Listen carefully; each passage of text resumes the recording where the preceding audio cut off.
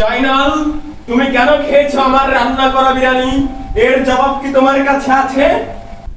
সেনাপতি, যথাজ্ঞা হুজুর, এক্ষুনি বন্দি করে জয়নালকে। যদি তুমি পারো জয়নালকে বন্দী করতে, তাহলে আমি তোমাকে দেব $1000। মহারাজ, আপনি সবাইকে দেন স্বর্ণ মুদ্রা, কিন্তু আমাকে দেন ডলার। কারণ কি? আমি হলাম ডিজিটাল শহর যশোর শহরের রাজা। আমার রাজ্যে আমি কোনো ডলার ছাড়া দেই না। তুমি আমাকে প্রশ্ন করো। সত্যি মহারাজ? অবশ্যই। তুমি এত বেয়াদব কবে হয়েছো সেনাপতি? মহারাজ, আমি আপনার কথা মতো জয়নালকে বন্দি করে এনেছি। এবার আমাকে $600 সহ 3 মাসের বেতন বুঝিয়ে দিন। তাহলে আর $400 কোথায় যাবে? ও থুক্কু মহারাজ, আমি আসলে বুঝতে পারিনি।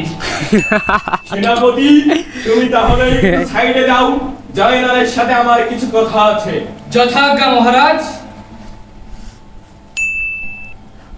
জয়নাল, তুমি কেন খেয়েছো আমার রান্না করা বিরিয়ানি? এর জবাব কি তোমার কাছে আছে? মহারাজ, আমি তো আপনার রান্না করা বিরিয়ানি খাইনি, আমাকে আদেশ করা হয়েছিল। কে করেছিল তোমাকে আদেশ? মহারাজ, আমাকে আমার রানী খেতে বলেছিল। আমাকে আমার রানী মানে? মহারাজ, আপনার রানী তো এখন আর আপনার নেই, সে এখন আমার অর্ধাঙ্গিনী। আপনার সকল সম্পত্তির মালিক আমি এখন হতে চলেছি। তুমি কি নতুন মাল খাওয়া শিখেছো? তুমি ভুলভাল বকছো। তুমি ড্যাম মাল খেয়েছো। মহারাজ, আমি সজ্ঞানেই বলছি। তোমার কথাই যদি সত্যি হয়, সেনাপতি, যথাজ্ঞা মহারাজ, আই অ্যাম কামিং। হাজির করো তোমার রানীকে। ও থুক্কো আমার রানীকে।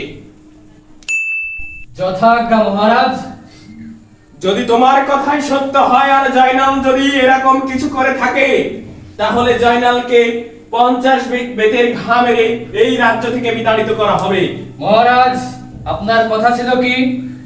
আপনি বলেছিলেন জয়নালকে ধরতে পারলে আমাকে $1000 সহ 3 মাসের বেতন দিয়ে দিবেন। আগে আমার সেই পাওনাটা শোধ করুন দয়া করে। যদি তুমি আমার সামনে রানীকে আনতে পারো, তাহলে তোমাকে দেব আরো $1000। মহারাজ, আপনার রসের কথায় আমি বলছি না। আমার 3 মাসের বেতন বাকি রেখেছেন আপনি, আমি এটা মানতে পারি না। তোমাকে যদি আমি না দিই, তাহলে তুমি কোথা থেকে পাবে শুনি সেনাপতি? মহারাজ, আমার বাড়ি, আমার বউ স্ত্রীতে না খেয়ে মরতেছে। দয়া করে আমার 3 মাসের বেতন তাড়াতাড়ি দিয়ে দেন। অবশ্যই দেবো। আমি যখন ওয়াদা করেছি তখন অবশ্যই দেবো তোমাকে। মহারাজ, তুমি হাজির করো রানীকে। মহারাজ, তাহলে সে কথাই রইল। অবশ্যই অবশ্যই, কেন নয়? আমি এই যশোর রাজ্যের রাজা। তুমি আমার কথাই দাম দিলে না। তুমি বুঝতে পারছো এর পরিণতি কি হতে পারে? আই অ্যাম সরি মহারাজ, দয়া করে আমাকে মাফ করবেন।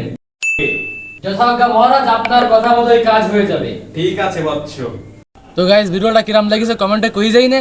আর যদি পার্ট 3 চাও, এটা চ্যালেঞ্জ দিচ্ছি তোমাকে আমি, 2 দিনের মধ্যেই 1000 কমেন্ট আর আমার 1000 সাবস্ক্রাইব পূরণ করা লাগবে। আর 3 নম্বর পার্টে মহারানীর আইনে ঠাপ দেওয়া হবে সে কেন সে জয়নালের বিরিয়ানি খাতি করলো। বাই বাই, আল্লাহ হাফেজ।